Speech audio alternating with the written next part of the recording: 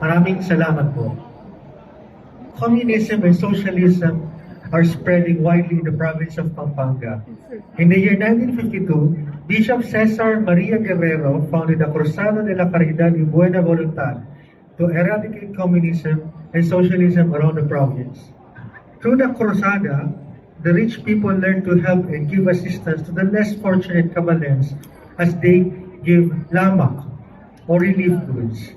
The Cruzada was placed under the patronage of the Virgen de los Remedios because the province was in need to be remedied. In the year 1954, on the 23rd of November, the Cruzada de la Caridad y Buena Voluntad was renamed to Cruzada de Caridad y Penitencia, and the image of Santo Cristo was introduced, and this is to remind us that the Blessed Mother leads us to her Son, Jesus Christ. On September 8, 1956, with the blessing of Holy Father Pope Pius XII, the Virgen de los Remedios was canonically crowned, and this was presided by the Papal Nuncio, Archbishop Magnozzi.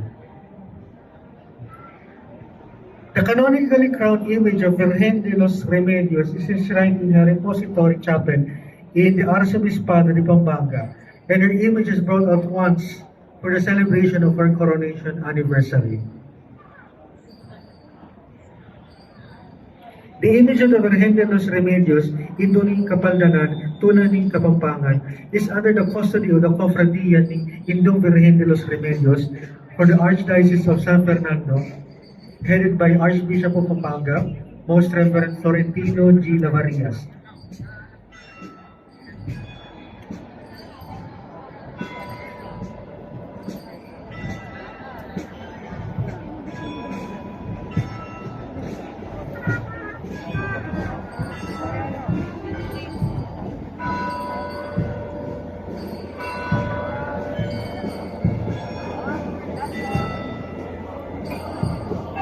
Our Lady of Remedies was the central character in the turbulent post-war events in Pampanga. Many Kapampangans were veering towards communism, resulting in social unrest. Then Bishop Cesar Maria Guerrero started the Cruzada y Buena Voluntad to draw the Kapampangans back to the Catholic faith under the patronage of Our Lady of the Remedies. The San Fernando Chancery is home to the image, which is brought out once a year on her coronation anniversary.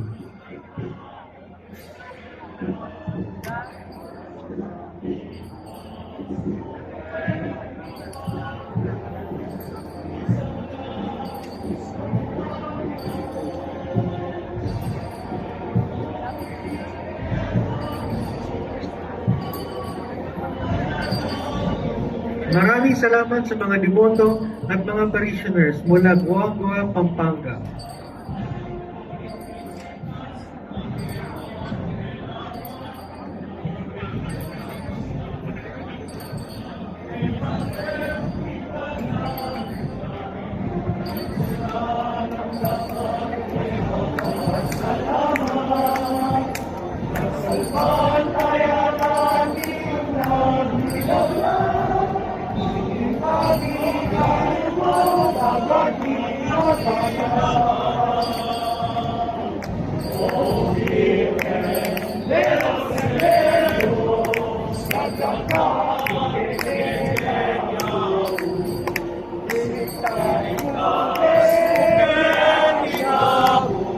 Virgen de los Remedios, ¡viva la Virgen!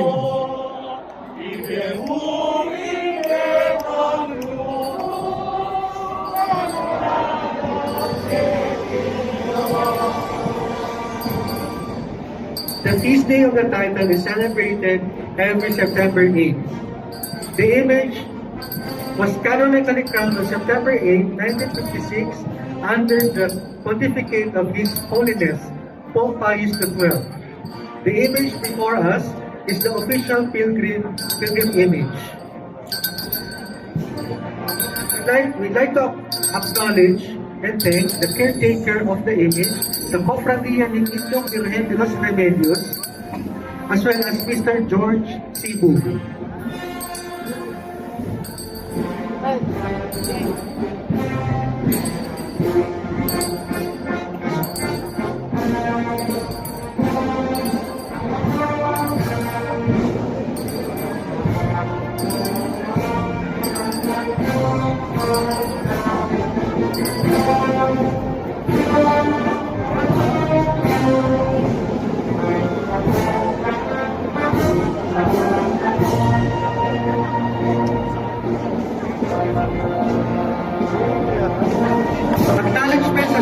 to Banda 88.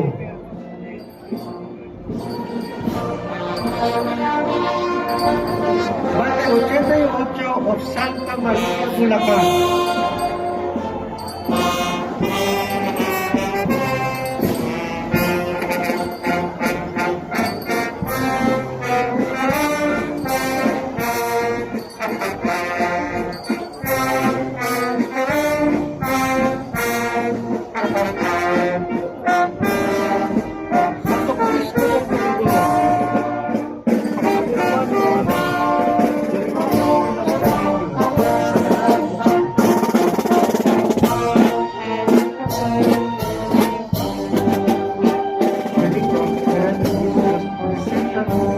In the turbulent post-war years in Pampanga, many Kapampangans were veering towards communism, resulting in social unrest.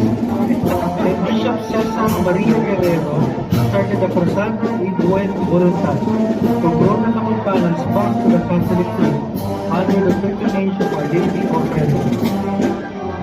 The San Fernando Chancery is home to the image which is brought out once a year on her coronation anniversary.